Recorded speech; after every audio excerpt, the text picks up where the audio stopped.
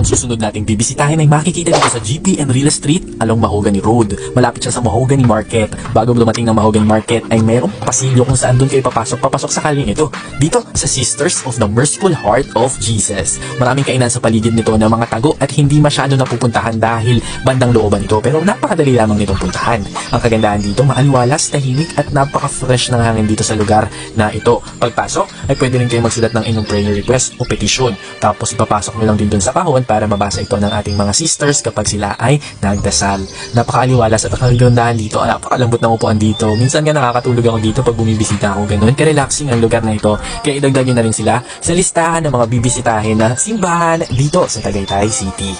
O, pwede ka rin magtirik ng kandila dito. Hindi ba yan mawawala? Plus, napaka-aliwalas din ang kanilang altar dito. Ayun si sister, nagsisindi ng mga kandila sa loob ng altar.